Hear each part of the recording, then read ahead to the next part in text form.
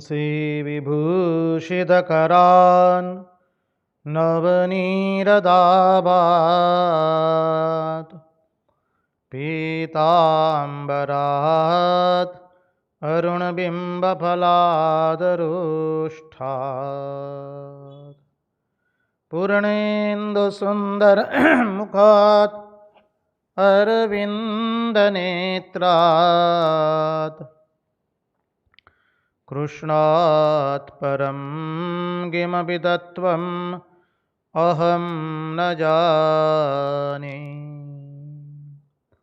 कृष्णात् परं किमपि तत्त्वम् अहं न जाने।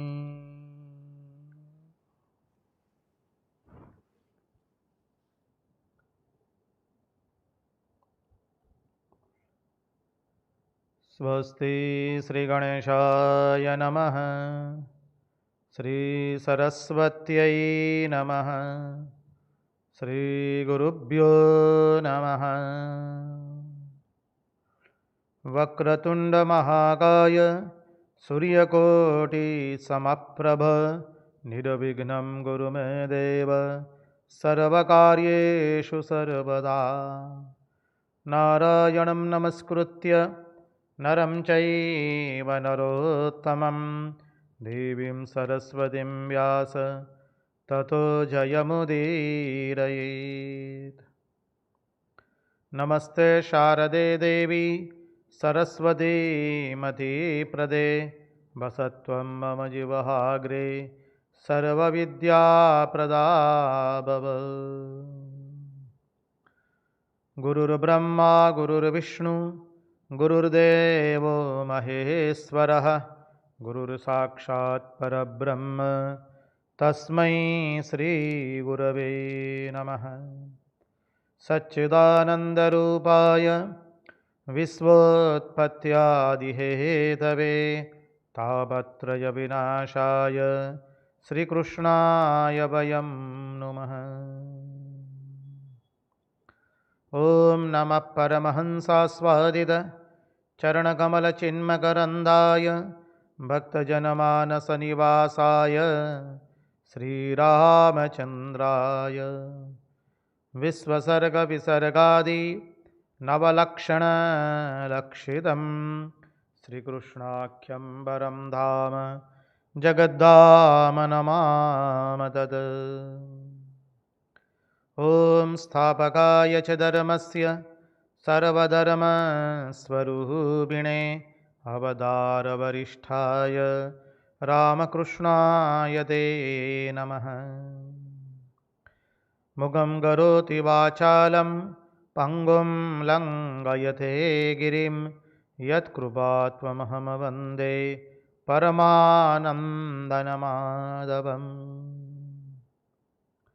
कृष्ण कन्हैया लाल की जय, भक्तवत्सल भगवान की जय, वृंदावन बिहारी लाल की जय, भगवान श्री राम कृष्ण देव की जय, भागवत भगवान की जय, भागवत भक्त भगवान की जय।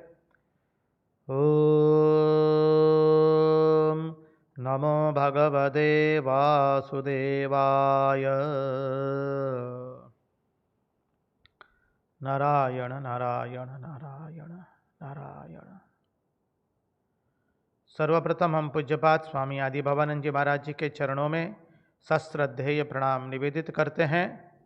तत्पश्चात रामकृष्ण आश्रम राजकोट के अध्यक्ष पूज्यपाद स्वामी निखिलेश्वरानंद जी महाराज जी के चरणों में सश्रद्धेय प्रणाम निवेदित करते हैं। उपस्थित पूज्यपाद प्रभु सेवानंद जी महाराज एवं अन्यान्य सभी सन्यासी महात्माओं एवं विरक्तों के चरणों में सश्रद्धेय प्रणाम निवेदित करते हैं। और जो कोई भी सदृश्य श्राव्य माध्यम से भागवत रसामृत का रसपान कर रहा है, उन सब के हृदय में निवासित उस अनंत अखंड अविनाशी परब्रह्म परमात्मा को मुहुर्मुहुर वंदन करके आइए हम भागवत रसामृत में अवगाहन करें।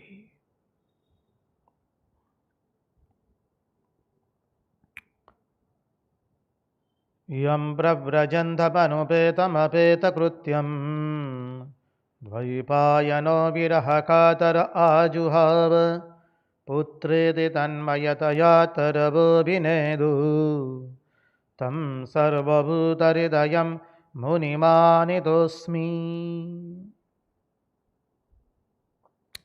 कृष्णाय वासुदेवाय हरये परमात्मने प्रणतक्लेशनाशाय गोविन्दाय नमो नमः।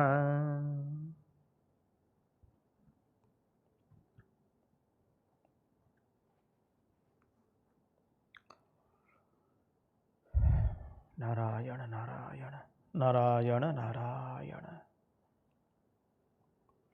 तो आइए हम लोग परमहंस शिरोमणि भगवान सुखदेव जी के चरणारविंद का आश्रय लेकर के भागवत के एकादश स्कंद के द्वितीय अध्याय में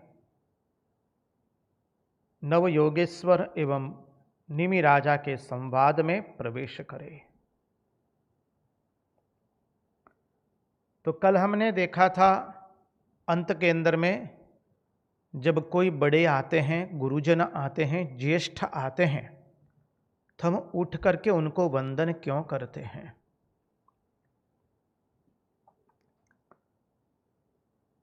जैसे निमि राजा ने महात्माओं को देखा, निमि राजा खड़े हो गए, महात्माओं के चरणों में अपना शीश झुका करके वंदन किया है।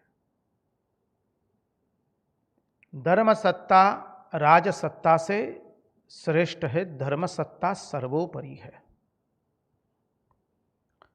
दूसरा, जब हम बड़े लोगों को प्रणाम करते हैं, खड़े हो जाते अपने आसन पर से, बड़ों को, ज्येष्ठों को, गुरुजनों को, गुजरातीમાં જેને આપણે વડીલો પણ કહીએ છીએ, उन सबको जब हम वंदन करते हैं तो हमारी प्राण शक्ति अर्थात कार्य शक्ति बाहर निकलती है, उसका प्रकटीकरण होता है। और जो हमसे ज्येष्ठ है, गुरुजन है, बड़े हैं, उनकी कार्य शक्ति के साथ मिल करके हमारी कार्य शक्ति दोगुनी हो जाती है, हमारी कार्य शक्ति में बढ़ोतरी होती है, हमारी जो प्राण शक्ति अर्थात कार्य शक्ति। इसलिए बड़े आते ही हम लोग बचपन से सीखे हैं, माँ बाबूजी ने सिखाया, बेटा घर में कोई भी आए उनको वंदन करके पहले जय श्री कृष्ण बोलना होता है। कोई भी हो, पिताजी के मित्र हो, संबंधी हो, आत्मीय जन हो, सबको वंदन। और वंदन दो हाथ से किया जाता है। हाँ, वंदन के बहुत सारे प्रकार है, वंदन के नियम भी है। वंदन कभी एक हाथ से नहीं होता है, एक हाथ से किया हुआ वंदन अपमान है। कई लोगों का आदत होती है घुटनों तक हाथ ले जाते हैं और ऐसा करके कहते हैं, वो प्रणाम नहीं है, वो कुलाड़ी प्रणाम है। श्री रामकृष्ण देव भी कहते हैं प्रणाम ऐसे नहीं करने होते हैं, दो हाथ झुका करके प्रणाम कर किया जाता है। घुटनों पर अपने आप को टेक करके भी प्रणाम करते हैं।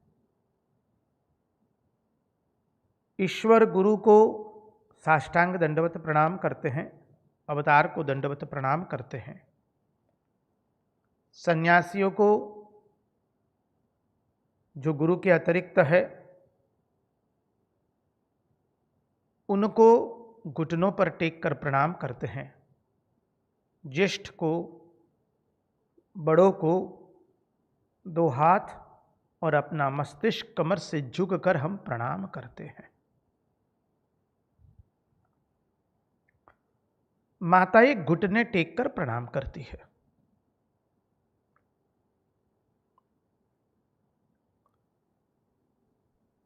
कोई यदि भोजन पा रहा हो तब प्रणाम नहीं किया जाता है,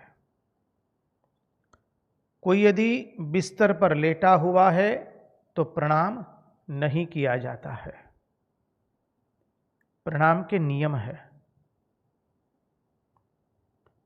प्रणाम करते हैं तो बोल करके प्रणाम किया जाता है, महाराज जी हम प्रणाम करना चाहेंगे, तत्पश्चात प्रणाम किया जाता है।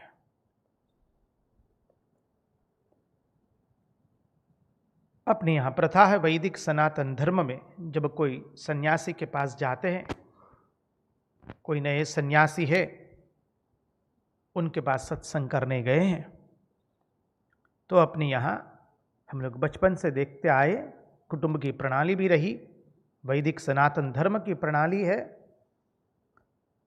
जो प्रभु लोग होते हैं अर्थात पुरुष लोग, तो प्रभु लोग वंदन करके अपना गोत्र बोलते हैं, तत्पश्चात अपना परिचय देते हैं। हम क्या करते हैं क्या नहीं करते, वहां से परिचय सन्यासी को नहीं दिया जाता है। आप क्या करते हैं क्या नहीं करते हैं, उसके साथ उसका कोई लेना देना नहीं होता है।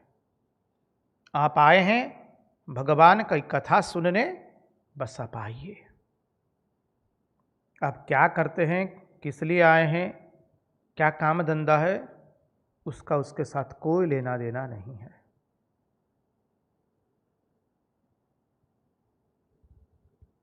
परिचय बढ़ा, आपने बातचीत की, कुछ सुना, चलो आगे।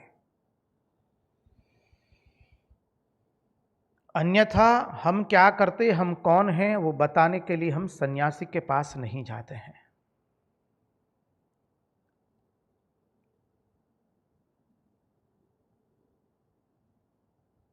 राजा नेमी खड़े होकर के महाराज नवयोगेश्वरों के चरणों में वंदन करते हैं, अपना श्रद्धा सुमन समर्पित करते हैं।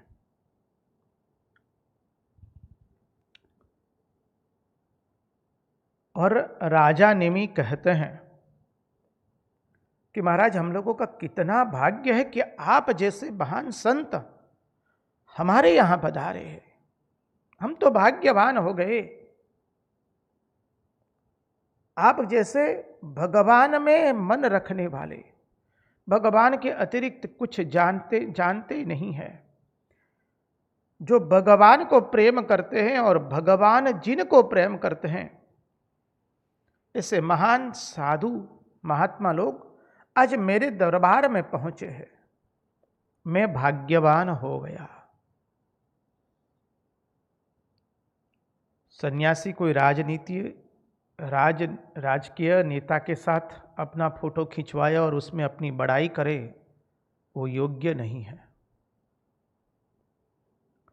या कोई लब्ध प्रतिष्ठित के साथ फोटो खिंचवा लिया, उसमें अपनी बड़ाई करे, वो सर्वथा अनुचित है। यहां राजा स्वयं कह रहा है कि तो हमारा बड़ा भाग्य है कि आपके चरणों की वंदना करने को हमें मिली है।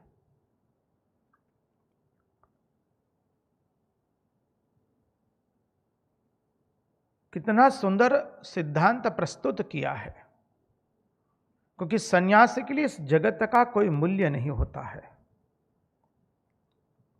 ये जगत सतत परिवर्तनशील है, कोई आएगा कोई जाएगा। आज यहां बिल्डिंग है, कल ध्वस्त हो जाएगी, परसों जंगल आएगा, तरसों और कुछ बनने वाला है।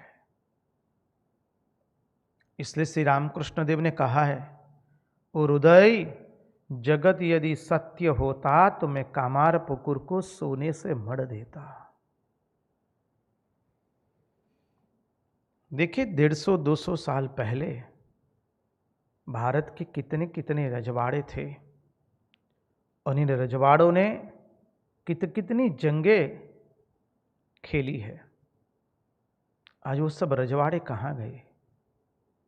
गुजरात राजस्थान उस तरफ जाएंगे तो एक बहुत सुंदर प्रतीति होती है कि जगत सचमुच अनित्य है। जिस भौगोलिक सरहद के लिए न जाने कितनी कत्लेआम हो गई, कितने लोगों की हत्याएं चली गई, आज उसका कोई नामो निशान नहीं है। जिन महलों को बनाने के लिए राजाओं ने क्या नहीं किया, आज वो खंडेर पड़े हैं या होटलों में परिवर्तित हो गए हैं। यही बताता है जगत कितना अनित्य है, और उस अनित्य जगत को लेकर के ही हम नाचाकुदी करते रहते हैं। ये विधि की वक्रता तो देखिए, जगत में ये करेंगे, वो करेंगे, ये करेंगे, ये बनाएंगे, यहां किसी का कुछ रहने वाला नहीं है। राम की अयोध्या नहीं रही है, कृष्ण की द्वारिका नहीं रहेगी, नहीं रही है, भगवान बुद्ध का एक भी मठ नहीं रहा है, तो हमारा क्या रहने वाला है। राम का संदेश रहा, कृष्ण का संदेश रहा है, भगवान श्री राम कृष्ण देव का अद्भुत संदेश रहेगा। इसलिए स्वामी विवेकानंद भारतीय व्याख्यान के अंदर में बहुत सुंदर बात कहते हैं कि जहां तक हो सके अपने गुरु की वाणी का अद्भुत प्रचार प्रसार कीजिए। वो जितना प्रचार प्रसारित होगा उतना ही कार्य बनेगा, उतने ही लोगों का ज्ञान पवित्र बनेगा, और जितना लोगों का ज्ञान पवित्र बनेगी, लोगों की भावना पवित्र बनेगी, और लोगों की जितनी भावना पवित्र बनेगी उतने ही कार्य पवित्र बनेंगे। साथ साथ में यह भी देखना है कि भूखे पेट धर्म नहीं होता है, श्री रामकृष्ण देव ने कहा है हमको, इसलिए उसे भी रखना है। जैसे नारायण है वैसे उस नारायण की पूजा करनी है। कोई नारायण है पेट से भूखा है तो उस नारायण को अन्न देकर के, अन्नदान देकर के उसकी पूजा करेंगे। कोई नारायण है जो ज्ञान का भूखा है तो उस नारायण के उस रूप में पूजा करेंगे। न जाने भगवान किस रूप में आ जाए, हम पूजा करेंगे।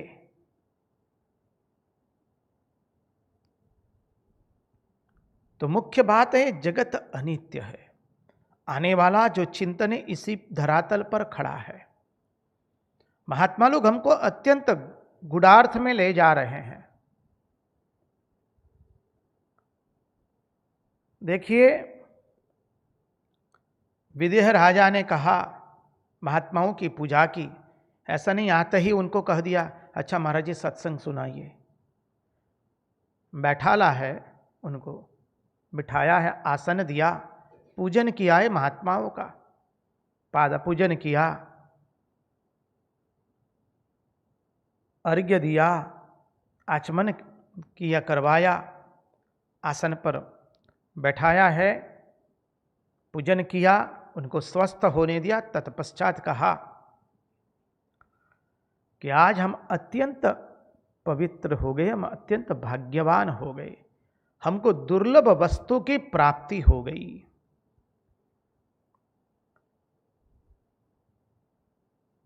और महात्मा नेमी कहते हैं प्रभु हमको दुर्लभ वस्तु की प्राप्ति आज तो हुई है और हुई भी है। कैसे? आज आप हमारे घर पर पधारे, हमारे राज्य में पधारे, हम पर कृपा करने के लिए आए हैं। महात्मा को आपसे कोई स्वार्थ नहीं है। महात्मा क्या चाहेगा आपसे? क्या धन संपत्ति चाहेगा? अरे जिसको वो त्याग करके आएगा वो क्या चाहेगा आपके पास से? और हम किसको क्या दे सकते हैं? किसी को क्या महात्मा आपसे क्या नाम यश कीर्ति चाहेगा? आप कितनी नाम यश कीर्ति किसी को दे पाएंगे? अरे उसको भी वो छोड़ करके आया है, संपत्ति को भी छोड़ करके आया है, समस्त जगत के भोग को वो छोड़ के आया है। वो आपसे क्या चाहेगा? वो तो आया है आपके पास आपके मन को भगवान के पास ले जाने के लिए।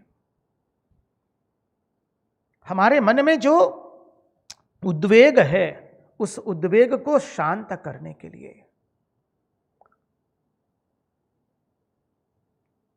उसके लिए वो महात्मा आया है। निमि राजाओं ने पूजन किया और कहा कि हम बहुत भाग्यवान हैं कि आज आपके चरण हमारे यहां पधारे। प्रभु, हमको दुर्लभ वस्तु की प्राप्ति हुई है। क्या है दुर्लभ वस्तु की प्राप्ति? दुर्लभो मानुषम देह, हमें दुर्लभ मनुष्य देह मिला है।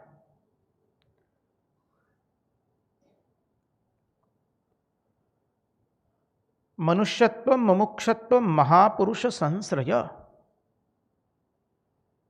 दुर्लभम त्रयमेतत् दैवानुग्रह हेतुकम।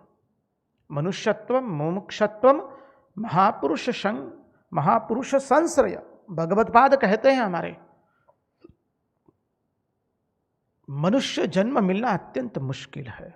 भगवान की कृपा से मिलता है मनुष्य जन्म।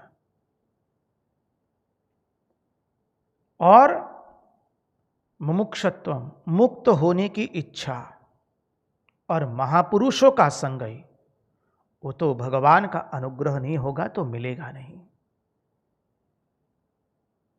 कितने लोगों को मुक्त होने की इच्छा हो रही है? अधिकांश मनुष्य गतानुगतित जीवन व्यतीत करते हैं।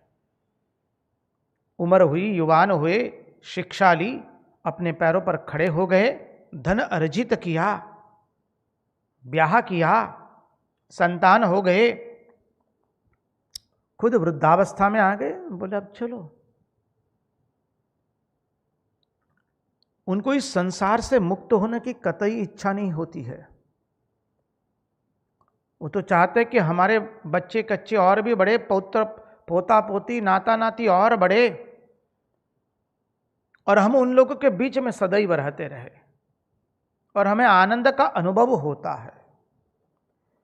हमको अन्यथा रूप से मत लीजिए, हम कोई निंदा नहीं कर रहे जी। गृहस्थ के लिए वो करना अच्छा है, लेकिन कब तक? प्रवृत्ति एवं निवृत्ति। हमारा शास्त्र इसलिए सब समय निवृत्ति की ओर हमें चिन्हित करता है कि प्रवृत्ति करते करते हमें निवृत्ति की ओर जाना है। संतान को जन्म दिया, उनके पांव पर खड़े कर दिए, वो लोग अपने पांव पर खड़े हो गए, उनके वहां भी संतान हो गई। अब समय आ गया है, अपने आप को लपेटो। नहीं लपेटेंगे तो जो पतंग है जो आकाश में उड़ रही है वो कट जाएगी, स्वयं के अंकुश से बाहर चली जाएगी और फिर वो दुर्दशाग्रस्त होगी। तो कई लोगों को मुक्त होने की इच्छा ही नहीं होती है। कब तक इस जन्म मरण के चक्कर में रहेंगे? आओ, कब तक ये करते रहेंगे? सुख और दुख के द्वंद्व में रहेंगे, पाप पुण्य के द्वंद्व में रहेंगे, जन्म मृत्यु के द्वंद्व में रहेंगे। अरे हमको तो इससे मुक्त होना है। इसलिए विदेह राजा कहते हैं, प्रभु हमें तो दुर्लभ मनुष्य की प्राप्ति हुई है, इसलिए हम सत्संग कर पा रहे हैं। देखिए, कभी ऐसा सुना कि गाय इकट्ठा होकर के भागवत सुनने गई है? कभी भैंसे इकट्ठा होकर के भाई कोई सत्संग में गई है? कभी घोड़े इकट्ठा होकर के सत्संग में गए? कभी हाथी लोग इकट्ठा होकर के सत्संग में गए? सत्संग केवल मनुष्य ही कर सकता है। मनुष्य के अतिरिक्त जो कोई भी प्राणी है वो अपने स्वभाव को बदल नहीं सकता है। और स्वभाव कब बदलेगा हमारा? जब हम सत्संग करेंगे। तो यहां विदेह राजा कहते हैं, महाराज हमें मनुष्य जन्म मिला, लेकिन उसके साथ एक और भी हुआ गया। बोले क्या हुआ? बोले और एक जुड़ गया है। क्या जुड़ गया है?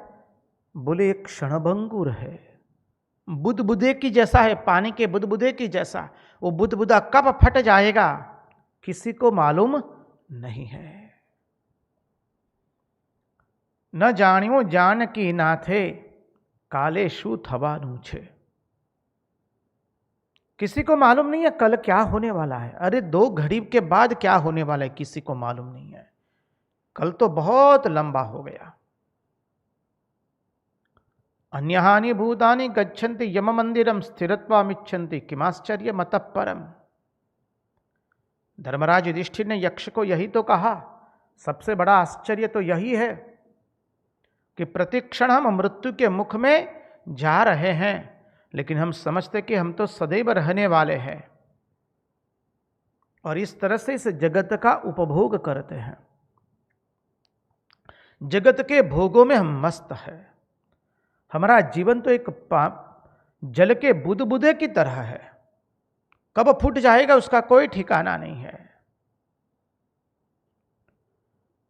तो महाराज, ये जीवन क्षणभंगुर है।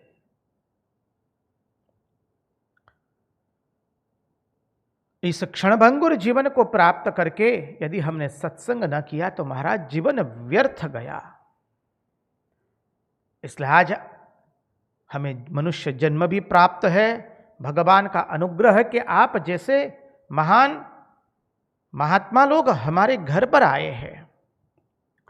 तो ऐसे महात्माओं का दर्शन दुर्लभ है जो भगवान को चाहते हैं और भगवान के अतिरिक्त और किसी को नहीं चाहते हैं। साधु के कपड़े तो बहुत लोग पहनते हैं, लेकिन साधु कौन हो पाता है? डगले डगले लीमड़ा चंदन विरलू कोक कल्पद्रुमतो क्रोड़मा हाय विरलो जोख। रंगदूत महाराज लिखते हैं, पल पल पर नीम के पेड़ मिल जाएंगे, चंदन के तो बहुत कम मिलेंगे और कल्प वृक्ष तो करोड़ों में एकाध मिलेगा। तो ऐसे महात्मा जिसने अपना सर्वस्व परमात्मा के चरणों में समर्पित कर दिया है, जो परमात्मा के अतिरिक्त और कुछ नहीं जानता है। श्री रामकृष्ण देव के बारे में लिखा है ना, मास्टर महाशय लिखते हैं कथामृत में पुनः पुनः, ऐसी व्यक्ति है जो ईश्वर को छोड़कर और कुछ जानती नहीं है। तो कहते हैं कि महाराज हम तो धन धन भाग्य हो गए कि आपके जैसे महात्माओं का हमारे यहां आगमन हुआ, जो ईश्वर के अतिरिक्त और कुछ नहीं जानता है। स्वयं देवर्षि नारद जी कहते हैं, क्या कहते हैं? पहले तो सत्संग मिलना अत्यंत कठिन है। जब तक भगवान का अनुग्रह नहीं होगा तब तक सत्संग नहीं मिलेगा। देखिए आज विगत 140 दिन से हम लोग सत्संग कर रहे हैं, हम सब लोग मिलके भागवत श्रीमद् भागवत महापुराण का सत्संग कर रहे हैं। ये क्या हमारे पुण्य के बल पर हो रहा है? कतई नहीं। ये तो भगवान का अनुग्रह है जो हम विगत 140 दिन से परमहंस शिरोमणि भगवान शुकदेव जी के चरणारविंद में बैठ करके भागवत का श्रवण कर रहे हैं। ये भगवान का अनुग्रह है, बिना अनुग्रह यह संभव नहीं हो सकता है। ये भगवान का अनुग्रह है हम पर। तो पहले तो सत्संग मिलना ही अत्यंत कठिन है। यदि सत्संग मिल जाता है तो उसकी कीमत नहीं होती है कई लोगों को। हमने जीवन में बहुतों को देखा, कई बार कई लोगों को कहा कि सत्संग कीजिए। मनुष्य की प्रवृत्ति सत्संग के लिए नहीं होती है। हमारे तो संत प्रवर तुलसीदास जी ने बहुत सुंदर कह दिया, बिनु सत्संग विवेक न होई, राम कृपा बिनु सुलभ न सोई। श्री रामकृष्ण देव कहते हैं, उनको जब प्रश्न पूछा गया, महाशय ईश्वर में मन कैसे जा लगे, उसके उत्तर में श्री रामकृष्ण देव क्या कहते हैं? अरे ईश्वर के भक्त साधु के पास बार बार जाना चाहिए, ईश्वर का नाम गुण संकीर्तन करना चाहिए। श्री रामकृष्ण देव रामकृष्ण कथामृत में बार बार कहते हैं, सत्संग करो सत्संग करो सत्संग करो। भगवत पाद ने कह दिया, सत्संगत्वे निस्संगत्वम निस्संगत्वे निर्मोहत्वम निर्मोहत्वे निश्चल तत्वम निश्चल तत्वे जीवन मुक्ति। और सत्संग के ऊपर में हमने अनेक चिंतन किया है। विगत 140 दिन में कई बार चिंतन किया है। जीवन को संवारता कौन है? सत्संग ही एकमात्र संवारता है। और हम सत्य कहते हैं, हमारे स्वानुभव से कहते हैं। यदि हम लोग अकेले अकेले कोई धर्म ग्रंथ का पठन करेंगे और चार जन मिलकर के करें, और 4 जन मिलके करने से जो सुंदर भाव उत्पन्न होता है, जो अद्भुत विचार मन में आते हैं, वो अकेले बैठ कर के सत्संग करने से नहीं होगा।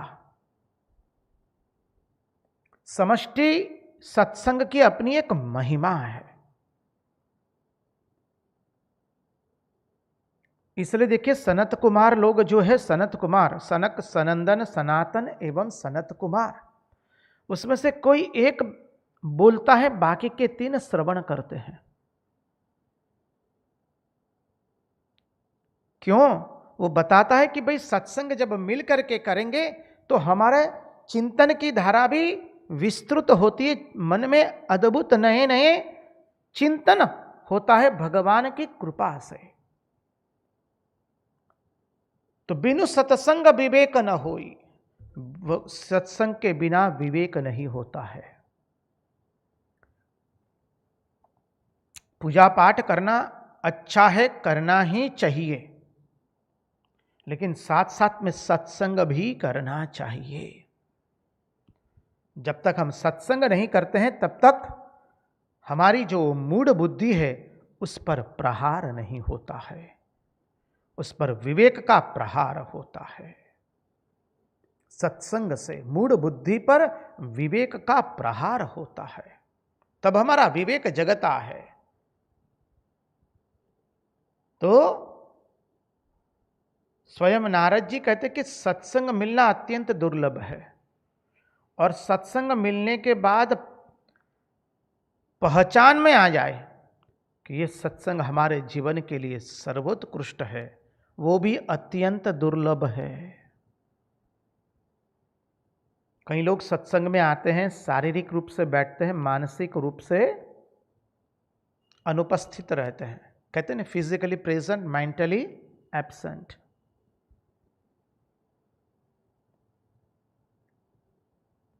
कई लोग सत्संग में जाते, बोले सुंदर नींद आ जाती है सत्संग में, बोले इसलिए हम सत्संग में जाते हैं। कई लोग सत्संग में जाते हैं, सुनते हैं। एक जगह तो वरिष्ठ नागरिक लोगों ने कह ही दिया, जानते हैं महाराज जी, आजकल कहीं पर भी कोई भी कार्यक्रम हो, विशेष करके कोई सत्संग का या कोई धार्मिक कार्यक्रम, तो हम लोगों की मांग बहुत बढ़ जाती है। विशेष करके हम लोग जो सेवानिवृत्त हुए हैं। बोले कैसे? बोले हम ही लोग तो उनकी कुर्सियां भर देते हैं महाराज जी, इसलिए हमको विशेष रूप से निमंत्रित करवाया जाता है, विशेष हमको कहा जाता है, सत्सम्मान हमको लाया जाता है, और हम कुर्सी भर देते हैं महाराज जी। सत्संग पूर्ण भी हो गया, हम भी चले आते बाहर में। बाहर निकलने के समय हम कपड़ को तो झाड़ देते, अपने हमारी बुद्धि को भी झाड़ देते हैं, और कह देते तेरा तुझको अर्पण क्या लागे मेरा। उस तरह से सत्संग नहीं सुना जाता है। कुर्सियां, रिक्त स्थानों की पूर्ति करने के लिए हम सत्संग में नहीं जाते हैं। कुर्सियां भरने के लिए सत्संग में नहीं जाते हैं। शारीरिक रूप से अपनी उपस्थिति दर्ज कराने के लिए हम सत्संग में नहीं जाते हैं। सत्संग में तो हम जाते हैं अपने मन को शुद्ध करने के लिए। शरीर को शुद्ध करने के लिए जैसे हम स्नान करते हैं, मन को शुद्ध करने के लिए ध्यान करते हैं, धन को शुद्ध करने के लिए दान करते हैं, वैसे चित्त को शुद्ध करने के लिए, उसमें विवेक लाने के लिए हम सत्संग करते हैं।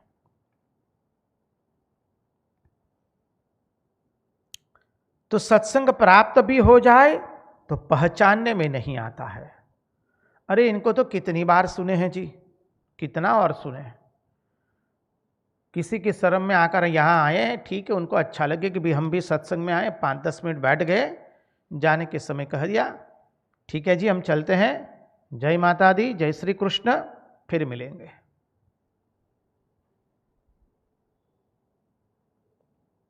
सत्संग वैसे नहीं होता है। सत्संग कैसे होता है? सत्संग मानी केवल व्याख्यान सुनना नहीं है। कई लोग कहते हैं महाराज सत्संग तो बहुत अच्छा हुआ लेकिन मन में इतना बैठता नहीं है, जितना सुना है उतना याद नहीं रहता है, जितना याद है उतना हृदयंगम नहीं होता है, और जितना हृदयंगम नहीं होता है उतना हम आचरण में उतार नहीं पाते हैं। समझिए, कई लोग कहते हैं इतने सत्संग सुने महाराज जी जीवन में कोई परिवर्तन नहीं आया, इसलिए हमने सत्संग ही बंद कर दिया। जी ना, ये गलत किया है। इतना सत्संग सुनने के बाद जीवन में परिवर्तन नहीं आया तो वो बताता है कि अब सत्संग की मात्रा बढ़ानी है। जब बुखार आ गया, जुकाम हो गया है, डॉक्टर ने दवाई दी है, दवाई खाने से जुकाम कम नहीं हुआ, बुखार नहीं गया, तो डॉक्टर क्या करते हैं? दवाई का डोज बढ़ा देते हैं। बोले एक बार लेते थे दिन में पहले मध्याह्न भोजन के बाद, अब ऐसा कीजिए 3 बार लीजिए, जलपान के बाद, मध्याह्न भोजन के बाद और रात्रि भोजन के पश्चात। 3 बार कर दिया, तब जाकर के बुखार गया, जुकाम निकल गया। ठीक वैसा ही है, हम सबको बुखार हुआ है इस संसार को प्रेम करने का, इस संसार को सत्य मानने का। और वो बुखार कैसे कम होगा, वो जुकाम कैसे निकलेगा? सत्संग करने से ही। तो सत्संग केवल व्याख्यान सुनना, उसको सत्संग नहीं कहते हैं। सत्संग माने संत का संग, संतों का संग करना है। संत परम हितकारी, जगत माही संत परम हितकारी। प्रभुपद प्रगट करावत प्रीति, भरम मिटावत भारी। संत परम हितकारी, जगत माही संत परम हितकारी। तो संत जहां बैठे हैं वहां तुम बैठो। अरे बोले वो कहां बैठे? बोले आश्रम में बैठे हैं। बस, तो बोले हम तो आश्रम में आ गए। महात्मा लोग भी तो आश्रम में रहते, हम भी आश्रम में रहते महाराज जी। कई लोग होते हैं, अरे जी हम भी तो आज 50 साल से 30 साल से आश्रम में ही रहते हैं, उनको तो हम दिन रात देखते रहते हैं। उनमें ऐसा कुछ भी नहीं है। संत कहां बैठते मानी अधिभूत रूप से उसको न समझ आ जाए। संत कहीं राग द्वेष में नहीं बैठते हैं, संत कहीं अहंकार में नहीं बैठते हैं, संत कहीं ईर्ष्या और द्वेष में नहीं बैठते हैं। संत के पास जाना, उसका सत्संग करना, अर्थात हम भी राग द्वेष छोड़ करके उनके पास बैठेंगे, अपने अहंकार को छोड़ करके उनके पास बैठेंगे, अपने स्व को छोड़ करके। इसलिए संतों के पास जाते तो अहंकार उतार करके जाते हैं। तो संतों के साथ बैठना मानी वो जहां बैठे वहां बैठना है, वहां तुम बैठ जाओ। वो राग द्वेष में नहीं बैठे हैं, वो ईर्ष्या द्वेष में नहीं बैठे हैं, कोई प्रांतीयवाद या राष्ट्रीयवाद में वो नहीं बैठे हैं। समग्र विश्व उनका अपना है। कोई जाति में नहीं बैठे हैं, परिच्छिन्नता में नहीं बैठे हैं। संत की पहचान ये नहीं होती कि कौन भूमि में वो पैदा हुए हैं, कौन भूमि में उनका आश्रम है, या कौन भूमि में वो रह रहे हैं। ये कतई पहचान नहीं है, गलती मत कीजिए। हम जहां जिस निम्न स्तर पर होते वैसी से उनका स्तर भी मापना शुरू कर देते हैं। बोले श्री राम भी तो यूपी में आए थे, श्री कृष्ण भी यूपी में आए हैं और बोले रामकृष्ण देव भी बंगाल में आए हैं। स्वामी विवेकानंद ने इसलिए कहा, Indians cannot claim on me that I am for Indians only. संत कोई एक राष्ट्र में नहीं होता है, कोई एक प्रदेश में नहीं बैठता है, कोई एक प्रांत में नहीं बैठता है। समग्र मानव जात, अरे समग्र भूतों के लिए है होता है संत। तो समझिए, श्री रामकृष्ण देव एक बार तालाब के किनारे से जा रहे थे, अचानक एक मछली आ गई, तड़प करके उनके चरणों में। श्री रामकृष्ण देव ने तुरंत कहा, रे जल्दी जल्दी जल्दी इसको तुरंत जल में बहा दो। उसने शरण लिया है। संत तो सभी के लिए है, मनुष्य पशु पक्षी कीट सब के लिए। संत कोई एक जगह में नहीं बैठते हैं, एक कोई जाति के लिए नहीं होते हैं, कोई एक आश्रम के लिए नहीं होते हैं, कतिपय लोगों के लिए संत नहीं होते हैं। संत तो समग्र ब्रह्मांड के लिए, जो कोई भी उनको मानेगा, मनुष्य से लेकर कीट पर्यंत सब के लिए है। तो संत जहां बैठे हैं, अवतार जहां बैठे हैं, वहां हमें बैठना है। तो बोले कैसे होगा? संत परब्रह्म परमात्मा में बैठे हैं, तो तुम भी परब्रह्म परमात्मा में बैठो। वो तो उच्च आदर्श हो गया। उससे पहले तुम भी राग द्वेष का त्याग करके उनके पास बैठो, तुम भी अपना अहंकार त्याग करके उनके पास बैठो, तुम भी अपने हृदय की कलुषितता को निकाल करके उनके पास बैठो। वो हो गया संत का सत्संग करना। केवल शरीर के साथ रहने, शारीरिक रूप से रहने से संत का सत्संग नहीं होता है। श्री रामकृष्ण देव को दक्षिणेश्वर के लोग पहचानते थे, जो मंदिर में कार्य करते थे, सब कर्मचारी गण। हाँ, ये कोई ब्राह्मण है, पागल है, इसके अतिरिक्त तो वो लोग कुछ नहीं जानते थे। आसपास के विस्तार के लोग क्या कहते थे? टोना मारते थे, अरे देखो देखो परमहंस की फौज जा रही है जी। समझिए, तो संत को पहचानना कठिन होता है। जब तक संत जहां बैठे हैं वहां हम नहीं बैठने का प्रयास करेंगे, तब तक संत को पहचान नहीं पाएंगे। और वो हुआ सत्संग। पहले कर्णों से सुंदर भगवान की कथा सुनी। कथा सुनते सुनते क्या हुआ है? हमारा हृदय पवित्र हुआ। इसलिए संतों के पास जाकर हम पहले सत्संग करते हैं। महाराज, 2 घड़ी भगवान की कुछ बात बता दीजिए। आप लोग यही तो कहते सभी संत साधुओं के पास जाकर, महात्माओं के पास जाकर। क्या आप कोई राजनीति की चर्चा करने गए हैं क्या? जगत की चर्चा करने गए हैं क्या? समाज व्यवस्था की चर्चा करने गए हैं जी क्या? महाराज आपके पास आए, 2 घड़ी भगवान का कोई अच्छी बात सुना दीजिए। और कितने आनंदित हो जाते हैं आप लोग भी। हम तो आप लोगों की श्रद्धा को, आपके भाव को मुहुर मुहुर वंदन करते हैं।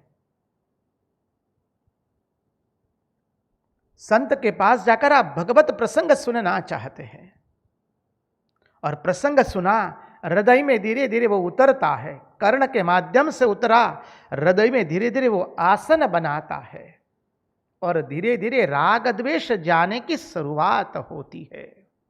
अहंकार पिघलने लगता है। समझिए, याद रखिए, हमारा कृष्ण, श्री कृष्ण कौन है? किसान भी है। कृष्ण का एक अर्थ किसान होता है। तो किसान क्या करता है? पहले जमीन को गीली करता है। तो हमारा हृदय जो है कठोर हो गया है, राग द्वेष अहमता एवं ममता के अंदर में। भगवान कथा रूप से हमारे कर्ण में प्रवेश करते हैं, और हमारे राग द्वेष अहमता ममता उसको गिला कर लेते हैं। उसमें जो वासना रूपी घास निकला है, उसको विवेक रूपी हंसिये से काट देते हैं।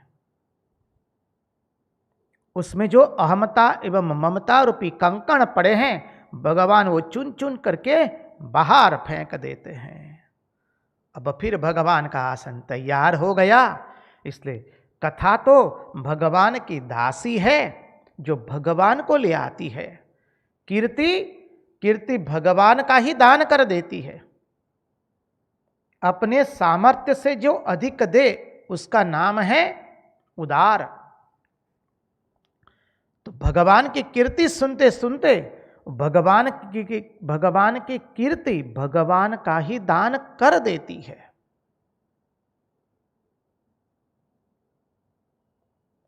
तो संत महात्माओं के पास जाएंगे तो पहले जाकर के उनके चरणों में बैठकर भगवान की कथा सुनिए। धीरे धीरे राग द्वेष की निवृत्ति करनी है, अहंकार की निवृत्ति करनी है। वहां संत जहां बैठा है वहां पहुंचने की कोशिश करनी है। हमारे गुरु जहां बैठे हैं, हम सब लोग गुरु प्रदत्त है, गुरु जी का आश्रय हमारे सब ने लिया है। तो हम हमारे गुरु क्या कोई एक भौगोलिक विस्तार में बैठे हुए हैं जी? क्या? कतई नहीं। हमारे गुरु हमारे इष्ट कोई एक भौगोलिक विस्तार में नहीं बैठे हुए। कभी महाराष्ट्र में बैठे हुए, गुजरात में बैठे हुए, या उत्तर भारत में बैठे हुए, या आंध्र में बैठे हुए, कर्नाटक में बैठे हुए हैं, या बंगाल में बैठे हुए, ऐसा नहीं है। हमारे गुरु कहाँ बैठे हैं? आत्म तत्व में बैठे हैं, परम तत्व में बैठे हैं। हम भी वहां जाकर के बैठेंगे। आत्मा में बैठना है, आत्म तत्व में स्थित होना है। उनकी भाषा कौन सी है? हिंदी है क्या? गुजराती है, मराठी है, तेलुगु है क्या, कन्नड़ा है, या क्या बोलते हैं, उड़िया है, बंग भाषा बोलते हैं क्या? उनकी एक ही भाषा होती है, प्रेम की भाषा। वो कोई भाषा में आबद्ध नहीं है, वो कोई भौगोलिक विस्तार से आबद्ध नहीं है।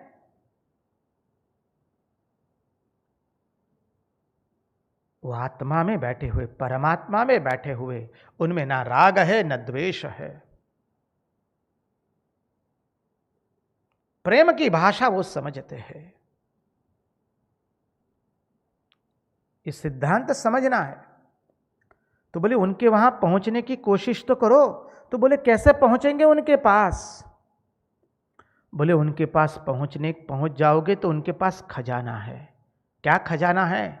जब गुरु के पास पहुंच जाएंगे, ऐसा खजाना है उसमें से तुम कितना भी निकालते जाओ वो कभी कम होने वाला नहीं है।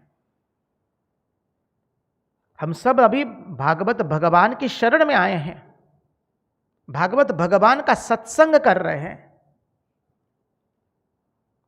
उनमें जो खजाना है वो दिन ब दिन हम सब लोग निकाल रहे हैं, हम सब लोग बांट रहे हैं। सोच रहे हैं कि बस इतना होगा क्या, इतना होगा। और ये तो कैसा है, निगम कल्प तरोर गलितम फलम सुख मुखात अमृत द्रव संयुतम पिबत भागवतम रसमालयम मुहुरहो रसिका भुवि बाबुका। यहां जो रस है वो तो अनंत है, खजाना अनंत है। हरि अनंता, हरि कथा अनंता। हरि अनंत है, हरि कथा अनंत है। यहां कुछ कमती होने वाला नहीं है। तो कहते हैं इस प्रकार यदि एक बार मनुष्य को संत की निधि मिल गई, संत रूपी संपत्ति मिल गई, बस फिर वो आनंद से थई थई करके नाचता है। इसलिए विदेह राजा ने कहा, महात्माओं आप लोग भागवत धर्म का हमें उपदेश कीजिए। संत मिल गए, तद्विद्धि प्रणिपाते न परिप्रस्ते न सेवया। महात्मा के पास जाते हैं तो अध्यात्म विद्या का प्रश्न करते हैं। देखिए हम आपको एक सत्य घटना बताए। महात्मा थे रंगवदूत महाराज।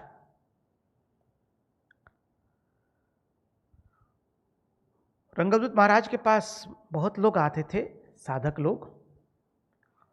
एक व्यक्ति आते थे, नित्य रूप से आते थे। उन्होंने एक प्रश्न किया, महाराज ने उत्तर दिया।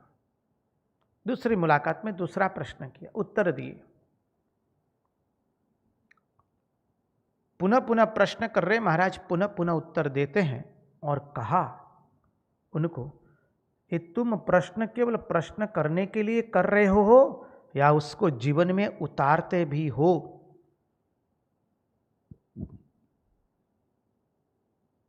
वो व्यक्ति ने हाथ जोड़ दिए, उसके बाद कभी जीवन में प्रश्न नहीं किया। जो हम जिज्ञासा करते हैं उसका उत्तर मिले ठीक, तो उसको हमें अभी जीवन में उतारना है।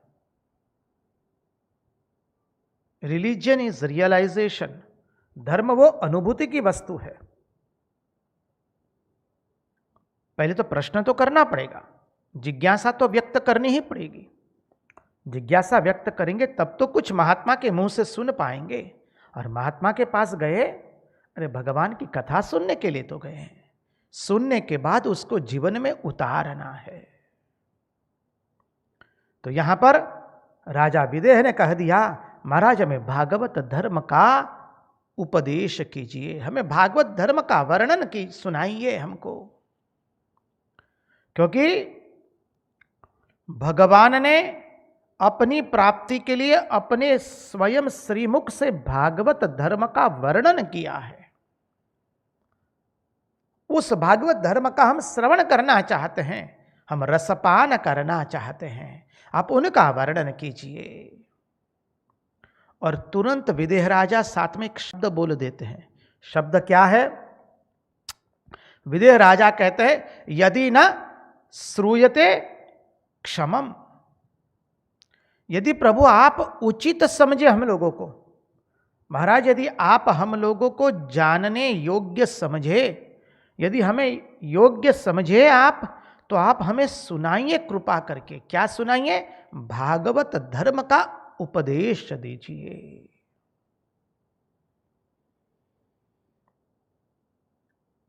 मैंने भागवत धर्म की बड़ी महिमा सुनी है, बहुत सुंदर है। मानव यहां से भागवत धर्म का चिंतन शुरू होगा। हम लोग, हमारा आप सब लोगों से दो हाथ जोड़ करके नम्र निवेदन रहेगा, कृपा करके सावधान होकर के सुनिएगा, एकाग्र होकर के सुनिएगा। हम सब लोग श्रीमद् भागवत महापुराण का श्रवण कर रहे हैं। हमारे वक्ता तो केवल भगवान शुकदेव जी महाराज है, हम सब लोग श्रोता है।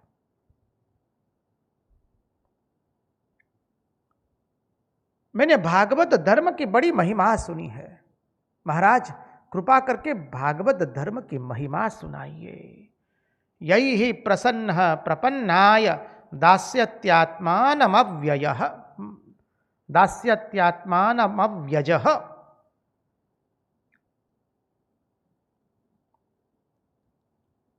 कृपा करके हम सबको भागवत धर्म सुनाइए। प्रपन्नाय दास्यत्यात्मानमप्यजः। बोले जिन भागवत धर्मों का श्रवण करने के करके भगवान प्रसन्न हो जाते हैं, ऐसा अद्भुत भागवत धर्म है यह। हमको भागवत धर्म सुनने का इच्छा हुई है, आप हमको सुनाइए। अब देखिए यहां पर शब्द प्रयोग पर ध्यान दीजिए। जिन भागवत धर्म का श्रवण करने से भगवान प्रसन्न हो जाते हैं, ये भागवत धर्म कैसा है? जिसका श्रवण करने से भगवान भी प्रसन्न हो जाते हैं। बोले भगवान कब प्रसन्न होते हैं? अरे भाई वो तो सदैव प्रसन्न ही रहते हैं। तो प्रसन्न होने का अर्थ क्या है? भगवान का प्रसन्न होना वो क्या है? बोले जब भगवान प्रसन्न होते तो क्या होता है जानते हो? बोले ना जी, तो हमें महात्मा लोग कहते हैं आओ आओ हम तुमको सुनाते हैं जी। जब तुमने प्रश्न किया कि भगवान प्रसन्न हो जाते हैं तो क्या होता है, बोले हाँ सुनाइए, भगवान जब प्रसन्न होता है तो क्या होता है। देखिए सामान्य व्यक्ति जब प्रसन्न हो जाता है तो क्या कर देता है? बोले अपने आप को वो प्रकट कर देता है। छुपा छुपी के खेल खेल रहे हैं, बच्चे थे, छुपा छुपी के खेल में हम ढूंढ रहे हैं, और जो हमारे पर प्रसन्न हो गया वो क्या कर देता है, अपने आप प्रकट हो जाता है हमारे सामने। उसी तरह से जब भगवान प्रसन्न हो जाते तो क्या हो जाता है, भगवान जो माया का पर्दा लगाया है भगवान वो माया के पर्दे को दूर कर देते हैं। भगवान जिस पर्दे के पीछे छुपे हुए हैं उस पर्दे को भगवान स्वयं मिटा देते हैं, उस आवरण को भगवान स्वयं दूर कर देते हैं। समझिए, फिर जीव और शिव के बीच में कोई आवरण नहीं रहता है। श्री रामकृष्ण देव अपने भक्तों को समझा रहे हैं माया तत्व के बारे में। और माया कैसी है, श्री रामकृष्ण देव ने धोती उठा करके खड़ी कर दी भक्तों के सामने। वो खुद छोटी खाट पर बैठे हैं, फर्श पर भक्त लोग बैठे हैं और भक्तों को कहते कि अभी आप मुझे देख पा रहे हैं? भक्त कहते जी ना महाराज। श्री रामकृष्ण देव ने धोती रख दी और श्री रामकृष्ण देव कह रहे हैं कि ये जो नहीं देख पा रहे हैं वो पर्दे के कारण, बोले वही माया है। तो भगवान जब प्रसन्न हो जाते तो क्या करते हैं, वो स्वयं उस आवरण को दूर कर देते हैं और अपने आप को भगवान प्रकट कर देते हैं।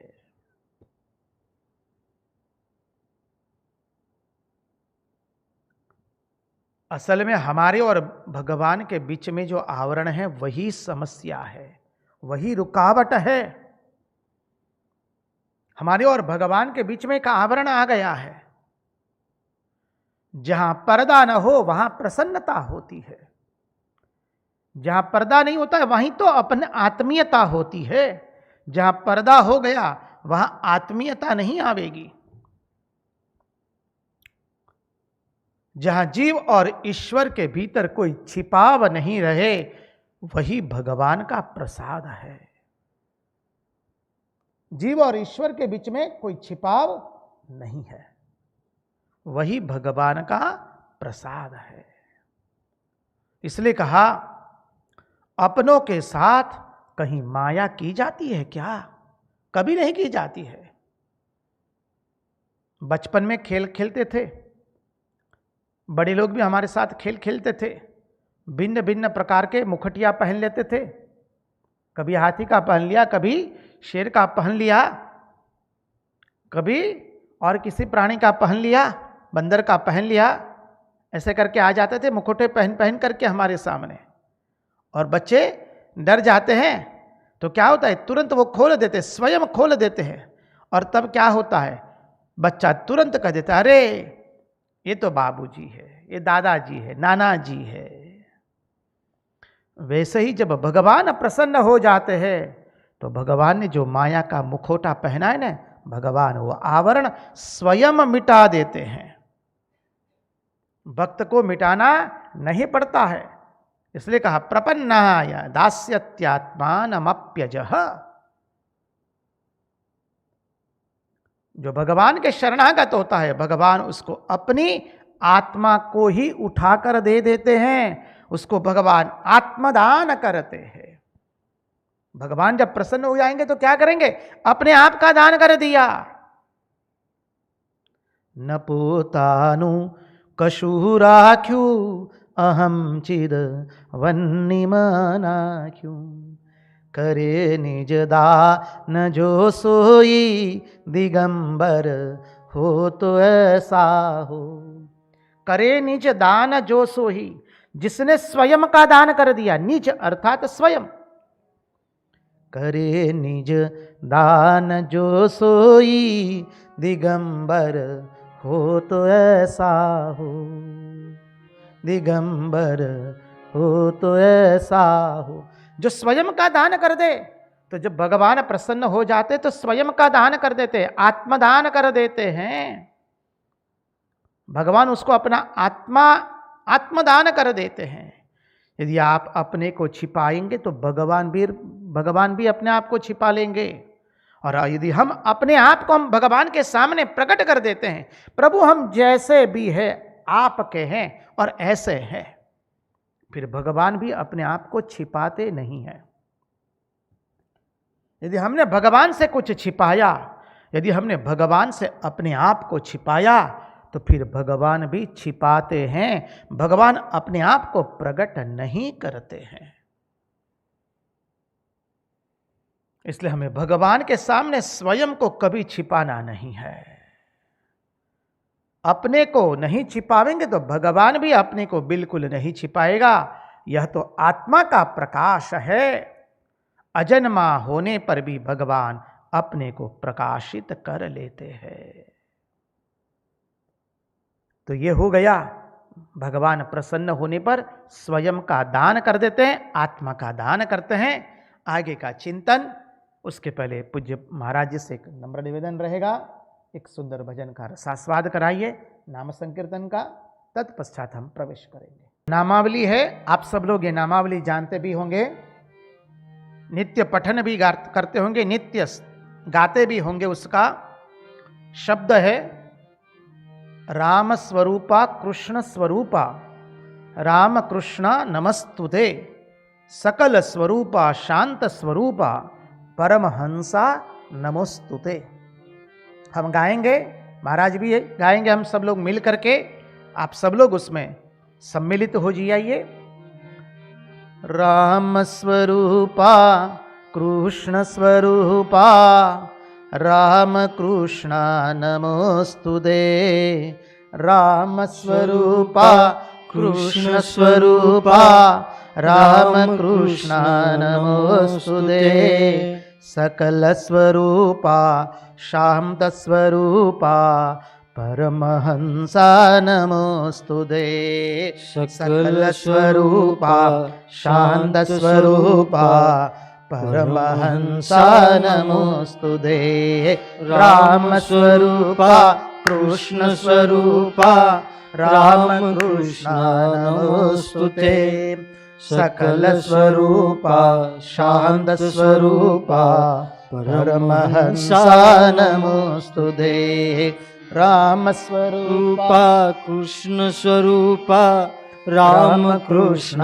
नमोस्तुते, सकल स्वरूपा शांत स्वरूपा, परमहंसा नमोस्तुते, दीन रक्षक दीन पोषक, राम कृष्ण नमोस्तुते, दीन रक्षक दीन पोषक, राम कृष्ण नमोस्तुते, दीन रक्षक दीन पोषक, राम कृष्ण नमोस्तुते, दिव्यतनो भव दीन बांधव, परमहंसा नमोस्तुते, दिव्यतनु भव दीन बांधव, परमहंसा नमोस्तुते, राम स्वरूपा कृष्ण स्वरूपा, राम कृष्ण नमोस्तुते, सकल स्वरूपा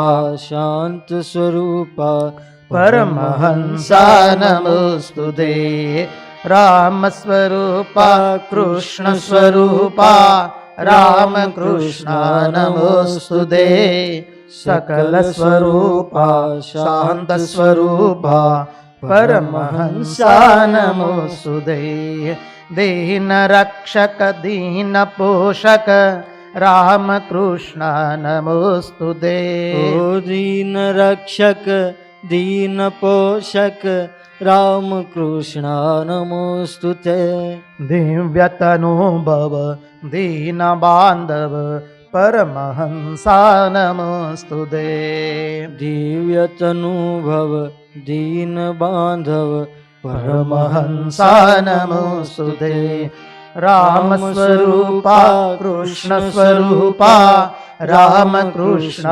नमोस्तुते, सकल स्वरूपा शांत स्वरूपा, परमहंसा नमोस्तुते, भगवत स्वरूपा बासुर तेजा, राम कृष्ण नमोस्तुते, भगवत स्वरूपा बासुर तेजा, राम कृष्ण नमोस्तुते, पापविदारा पावनचरिता परमहंसा नमोस्तुते पापविदारा पावनचरिता परमहंसा नमोस्तुते रामस्वरूपा कृष्णस्वरूपा रामकृष्ण नमोस्तुते सकलस्वरूपा शान्तस्वरूपा परमहंसा नमोस्तुते भगवत्स्वरूपा बासुरतेजा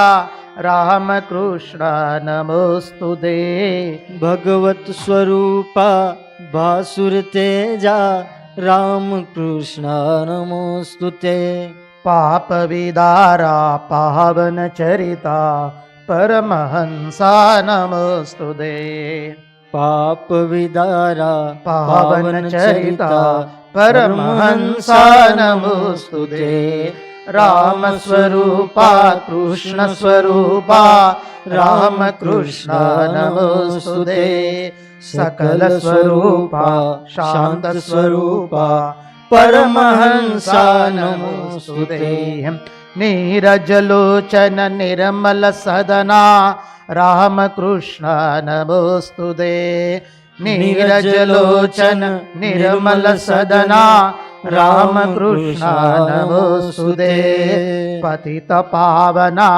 पावन नामा परमहंसा नमोस्तुते पतित पावना पावन नामा परमहंसा नमोस्तुते रामस्वरूपा कृष्णस्वरूपा रामकृष्ण नमोस्तुते ओ राम स्वरूपा कृष्ण स्वरूपा रामकृष्ण नमोस्तुते सकलस्वरूपा शान्तस्वरूपा परमहंसा नमोस्तुते सकल स्वरूपा शांत स्वरूपा परमहंसा नमोस्तुते रामस्वरूपा कृष्णस्वरूपा रामकृष्ण नमोस्तुते सकलस्वरूपा शांत स्वरूपा परमहंसा नमोस्तुते राम स्वरूपा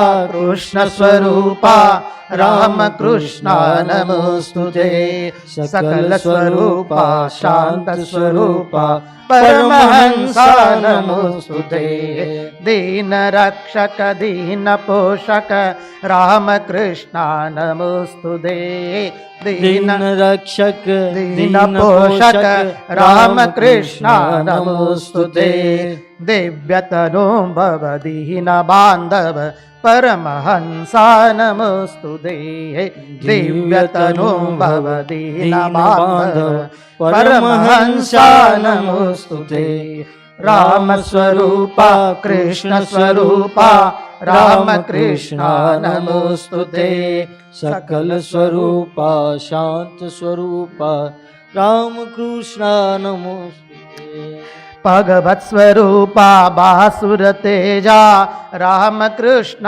नमोस्तुते भगवत्स्वरूपा बासुरतेजा रामकृष्ण नमोस्तुते पापविदारा पावनचरिता परमहंसा नमोस्तुते पापविदारा पावनचरिता परमहंसा नमोस्तुते रामस्वरूपा कृष्णस्वरूपा रामकृष्ण नमोस्तुते सकलस्वरूपा शान्तस्वरूपा परमहंसा नमोस्तुते नीरजलोचन निर्मल सदना रामकृष्ण नमोस्तुते नीरजलोचन निर्मल सदना रामकृष्ण नमोस्तुते पतित पावना पावन नामा परमहंसा नमोस्तुते पतित पावना पावन नामा परमहंसा नमोस्तुते रामस्वरूपा कृष्णस्वरूपा रामकृष्ण नमोस्तुते सकल स्वरूपा शांत स्वरूपा परमहंसा नमोस्तुते राम स्वरूपा कृष्ण स्वरूपा राम कृष्ण नमोस्तुते सकल स्वरूपा शांत स्वरूपा परमहंसा नमोस्तुते राम स्वरूपा कृष्ण स्वरूपा राम कृष्ण नमोस्तुते सकल स्वरूपा शांत स्वरूपा परमहंसा नमोस्तुते राम स्वरूपा कृष्ण स्वरूपा राम कृष्ण नमोस्तुते सकल स्वरूपा शांत स्वरूपा परमहंसा नमोस्तुते सकल स्वरूपा शांत स्वरूपा परमहंसा नमोस्तुते परमहंसा नमोस्तुते परमहंसा नमोस्तुते कृष्ण कन्हैया लाल की जय कृष्ण कन्हैया लाल की जय।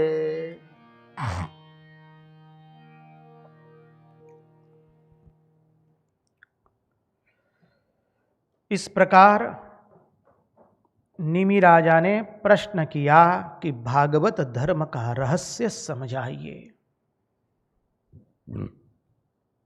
ये प्रश्न बहुत ही सुंदर है। भागवत धर्म का रहस्य क्या है? कहा कि हमारा आत्यंतिक क्षेम हो। आत्यंतिक अर्थात जिससे बढ़कर दूसरा कोई कल्याण हो ही नहीं सकता, मंगल हो ही नहीं सकता है।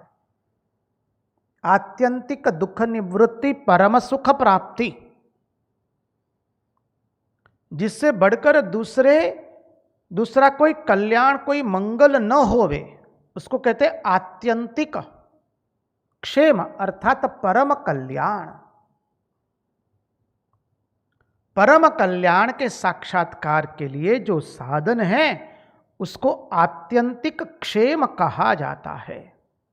परम कल्याण करने के लिए जो साधन है उसको आत्यंतिक क्षेम कहते हैं।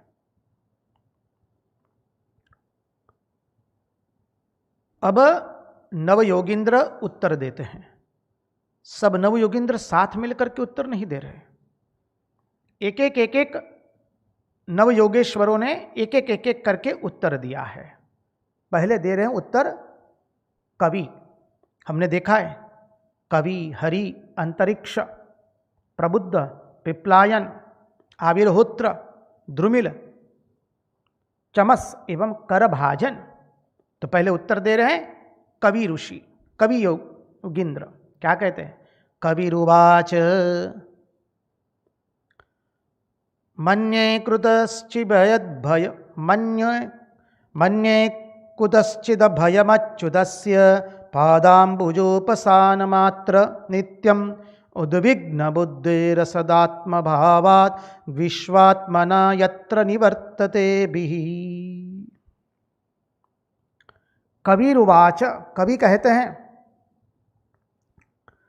मन्ये कृतश्चिद्भयमच्युतस्य पादाम्बुजोपासनमत्र नित्यम् उद्विग्नबुद्धिरसदात्मभावात् विश्वात्मना यत्र निवर्तते बिहि। देखिए, किसी को कुछ बात बतानी होती है ना तो ठीक से बताई जाती है। अब कवि योगींद्र उत्तर दे रहे हैं। कवि कौन है हम जानते हैं। कवि वह है जो भगवान के स्वरूप का निरूपण करे, परमात्मा का निरूपण करे, वह कवि है। तो कभी किसी को कुछ बात बतानी हो तो पहले यह बताना चाहिए। चार दृष्टि से उसको बताया जाता है। देखिए, कोई रोगी यदि वैद्य के पास जाता है और वैद्य यदि सचमुच के सही वैद्य है, लालची नहीं है, लोभी नहीं है, छुपाने वाले नहीं हैं, दर्दी का श्रेय चाहते हैं, और दर्दी के रोग को तुरंत मिटाना चाहते हैं, आसानी से मिट जाए, दर्दी को भुगतना न पड़े ज्यादा।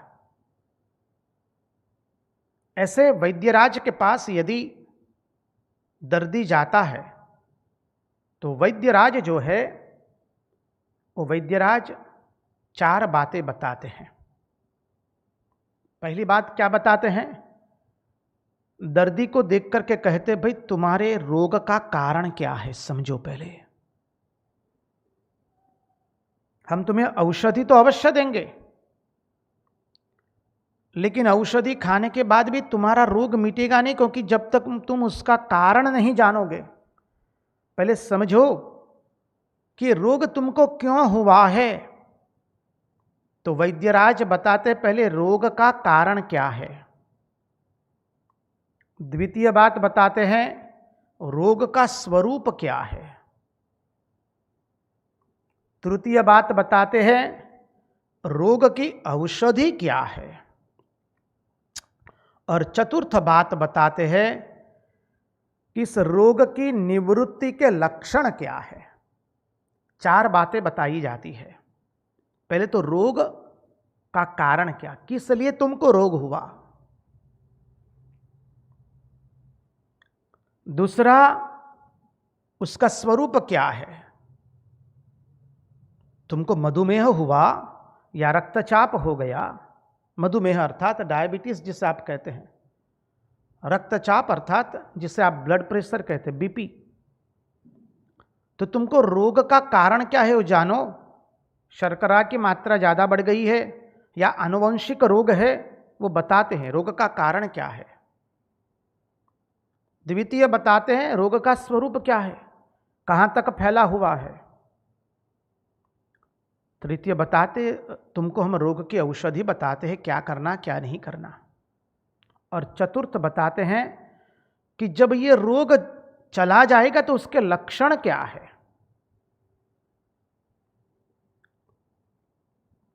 मधुमेह तुमको हुआ तो भाई रोग का मधुमेह होने का कारण क्या है। हो सकता है तुम्हारे में आनुवंशिक है क्या, माँ बाबूजी को था क्या, नाना नानी को था क्या, दादा दादी को था क्या।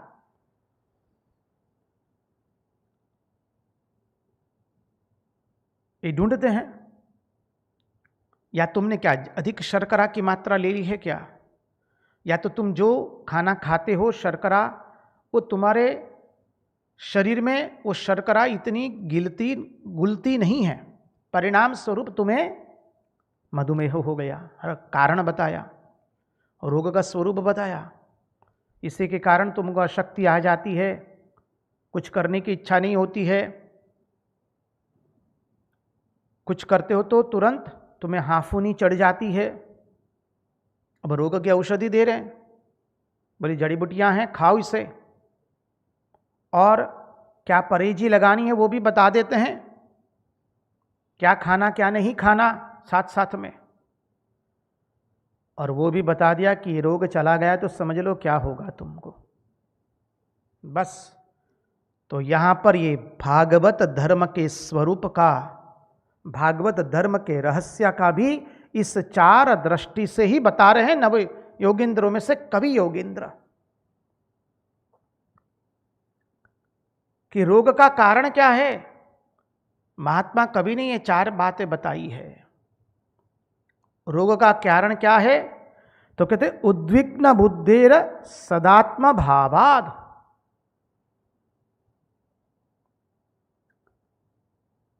रोग को कारण क्या है बोले तो बोले तुमको असत में, असत वस्तु में आत्मभाव हो गया है।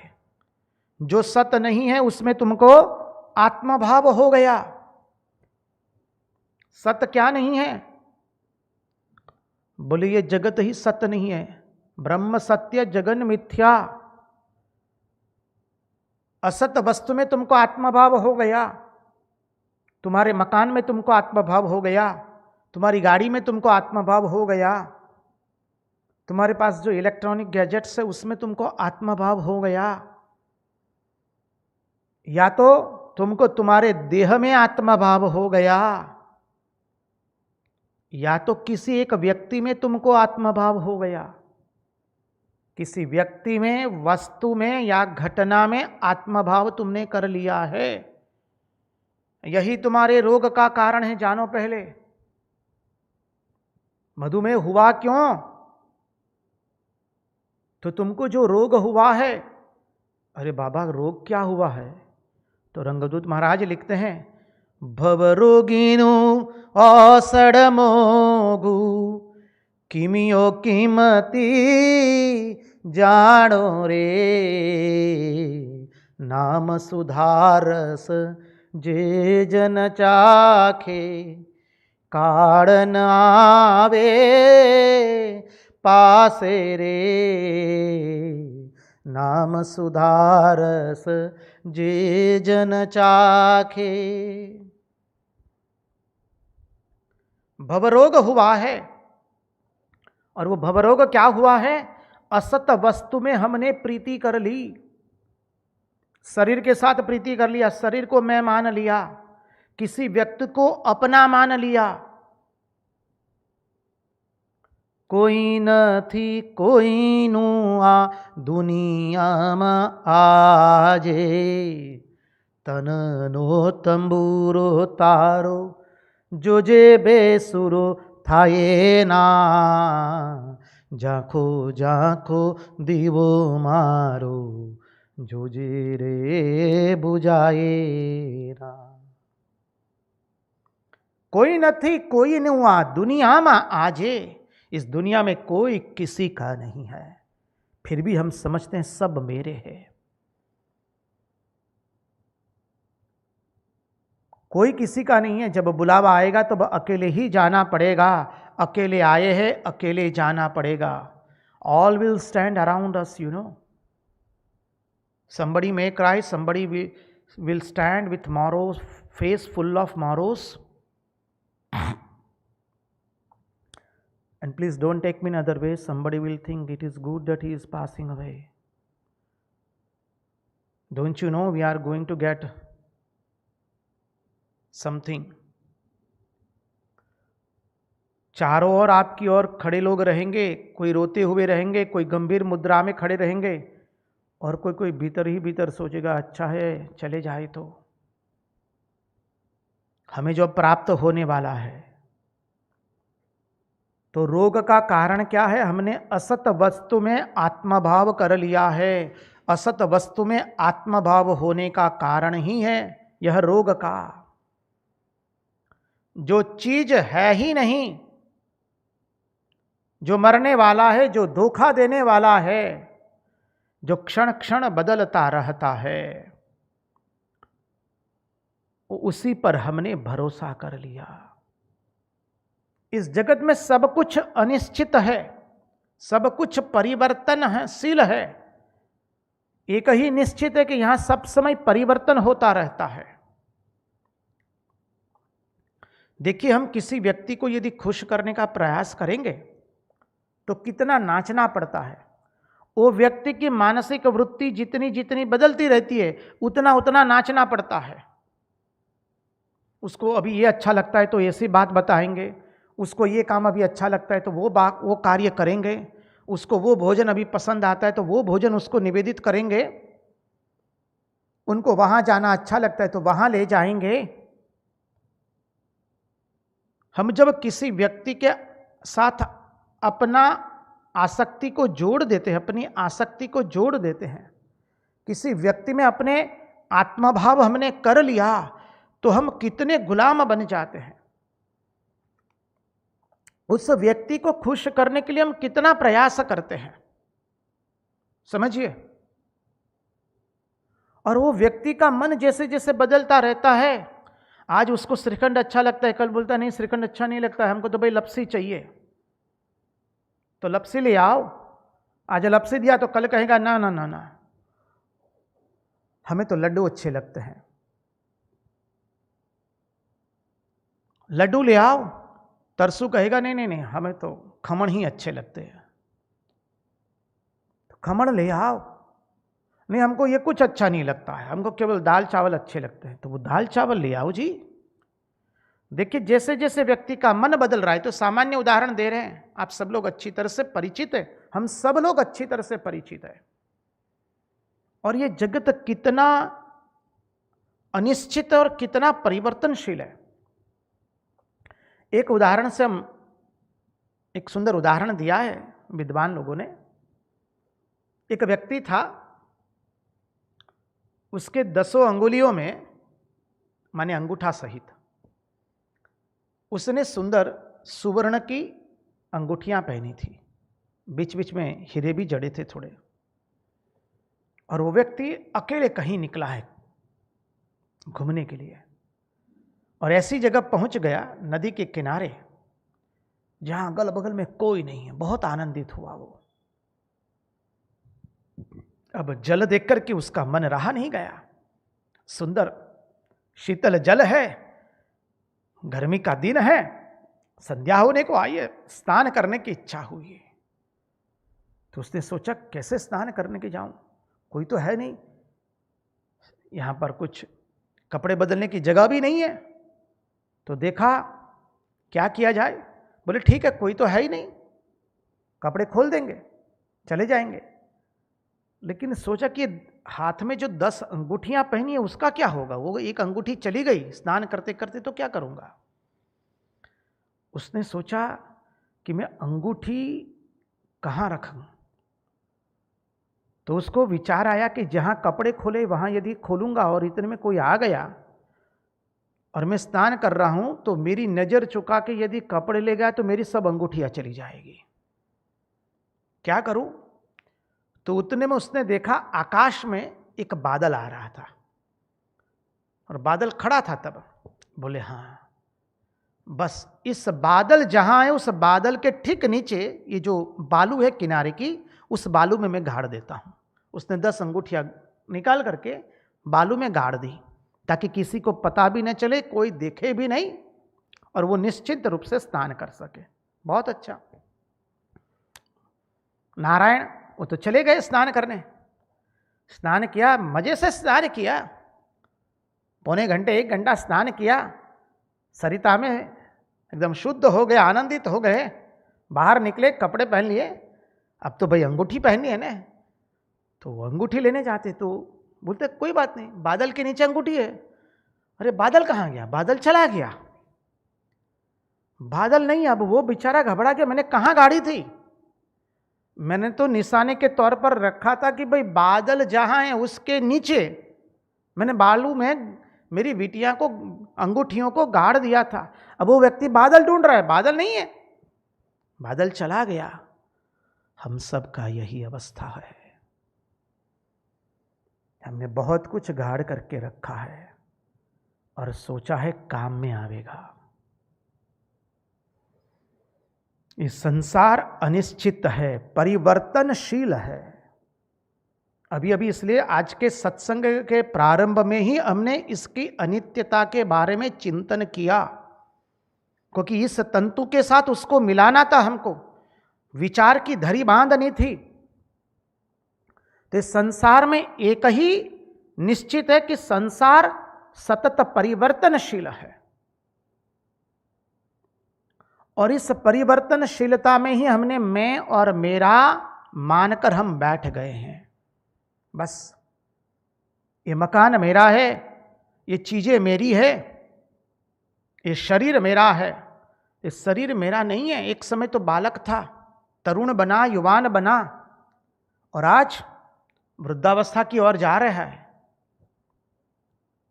तो इस शरीर सतत परिवर्तनशील है। जो परिवर्तनशील है वो हम नहीं हैं। हम सत्संग में आए तब हमारी एक और दूसरी एक मानसिकता थी, और अभी सत्संग में आए तो दूसरी मानसिकता हो गई है। हमारा मन सतत बदल रहा है, हमारी बुद्धि बदल रही है, हमारा चित्त बदल रहा है। जो बदलता है वो हम हो सकते नहीं हैं। शरीर बदल रहा है इसलिए हम शरीर नहीं है, मन बदल रहा है मन नहीं है, बुद्धि बदल रही है तो बुद्धि नहीं है, चित्त बदल रहा है तो हम चित्त भी नहीं हैं। तो हम हैं क्या? उसका उत्तर महात्मा कवि अद्भुत रूप से देने वाले उसका चिंतन कल करेंगे। आज उन्हीं की वाणी उन्हीं के चरणों में समर्पित करते हुए भगवान से प्रार्थना करते, प्रभु हमारे मन की मति गति और रति आपके चरणों में बनी रहे। कृष्ण कन्हैया लाल की जय, भक्तवत्सल भगवान की जय, सब संतन की जय, सब भक्तन की जय। ओम नमः पार्वती पतये हर हर महादेव हर।